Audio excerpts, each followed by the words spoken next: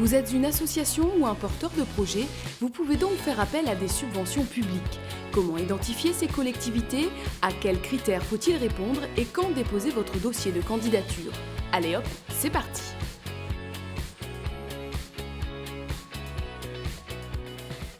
On a fait appel à des financements publics. On a essayé de regarder, parce qu'en fait dans l'école, les étudiants viennent de partout en France.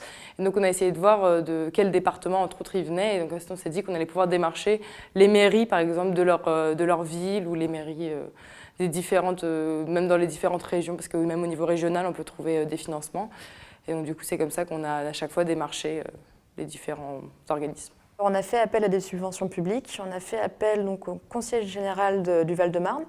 L'école étant basée à Ivry, donc on a contacté le Conseil général. En fait, on a eu le contact dans un salon d'association à Ivry, où on a rencontré une personne qui était du Conseil général et qui nous a parlé des possibles subventions et qui nous avait laissé ses coordonnées. Donc c'est à travers ce contact-là qu'on a pu déposer notre dossier de presse, déposer notre budget prévisionnel et pouvoir demander un certain montant pour la subvention. Tous les ans, on fait appel à des subventions. Donc, les plus grosses subventions, c'est au niveau de la région et du département, donc l'Oise et la Picardie, qui nous passent pas mal d'argent. Après, on a aussi des subventions au niveau du ministère. Donc, on a la Direction générale des sports à laquelle on fait une demande tous les ans. L'année dernière, on a touché un peu d'argent. Après, cette année, on verra. Et après, ça dépend. Dès qu'on trouve des nouvelles subventions, dès qu'on trouve un autre truc, de toute façon, on envoie le dossier et on tente le coup. On fait appel à la subvention d'HEC, qui est en fait une subvention de la région. Donc, ils nous proposent chaque année de monter un dossier pour obtenir cette subvention. L'année dernière, on a obtenu 1 100 €. Et cette année, on est encore en débat avec l'administration pour obtenir la subvention. Alors, en subvention publique, au total, on a obtenu 3 000 €. 2 000 € par le Conseil régional de Basse-Normandie et 1 000 € par le Conseil général du Calvados. Pour pouvoir obtenir un financement, il faut après être capable de pouvoir faire un retour sur le projet. Donc généralement, ils demandent de faire des actions. Donc tout ce qu'on propose, c'est soit s'ils nous aident à trouver en fait, des écoles où on peut faire part de notre témoignage. Alors par exemple, il y a la bourse Hauts-de-Seine. Donc ça c'est un assez gros dossier qu'il faut réussir à fournir et ils n'offrent en fait que 60% du financement qu'ils proposent et ils ne rendent les 40% qu'au retour, une fois qu'on a bien fait le retour de projet, une fois qu'on s'est engagé en fait à faire le retour de projet. Donc... Certaines subventions, on sait en lisant les descriptifs, les contraintes, on sait qu'on ne répondra pas à ça. Parce qu'on est une association à but humanitaire, mais on n'est pas directement humanitaire, donc il y a beaucoup de subventions qui ne fonctionnent pas avec nous. Vu qu'on passe notre argent à des assos après, c'est plus compliqué. Ça dépend des subventions, il y en a qui sont très compliquées, d'autres comme la région, l'Oise ou la Picardie. Ça, c'est pas compliqué parce qu'ils passent aux associations en général, que ce soit un club de judo ou d'escrime, ils vont passer un peu d'argent. Mais après, il y a des trucs plus complexes qui viennent d'organismes où là, vraiment, il faut répondre à beaucoup de critères. Si le projet est accepté, on reçoit en général entre 1 tiers à 2 tiers des subventions en amont du projet. Et en aval, on reçoit le reste de la somme contre un bilan financier ainsi qu'un peu un reportage sur le projet. Donc pour chacun des projets, on a choisi de faire une restitution.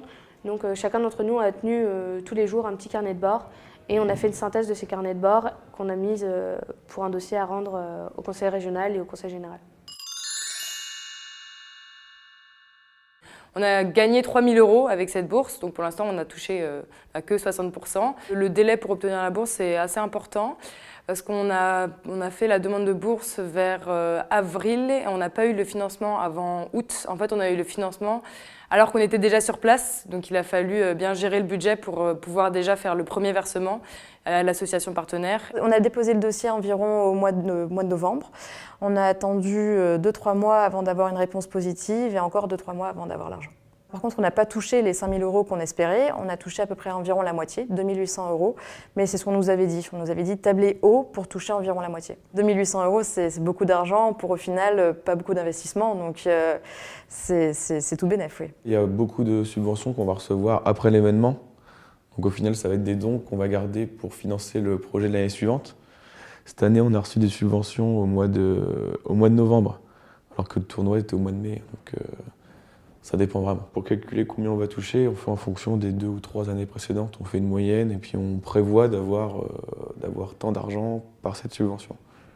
De temps en temps, il y a des surprises, positives ou négatives. L'avantage de ce type de financement, c'est que certes, ça demande un certain investissement de temps et on n'a pas toujours l'argent au début. Mais après, on a de la visibilité dans la région, ça fait bouger la région, ça montre qu'on est dynamique. Et ensuite, on peut rencontrer d'autres personnes qui ont fait des projets et c'est super intéressant d'échanger sur les expériences de chacun.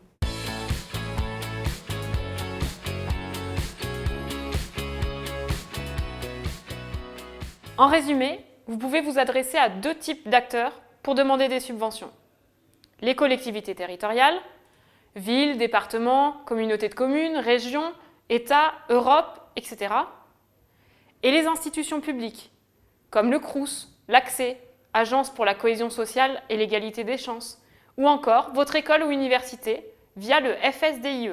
Seules les associations peuvent recevoir des subventions publiques. Si vous n'avez pas ce statut, il y a alors 3 solutions. 1. Créez votre association. 2. Faites-vous héberger par une association, maison des associations ou maison des initiatives étudiantes, qui portera votre projet. 3. Trouvez une association qui intervient sur la même thématique que vous, qui acceptera de porter votre projet et qui le défendra en son nom.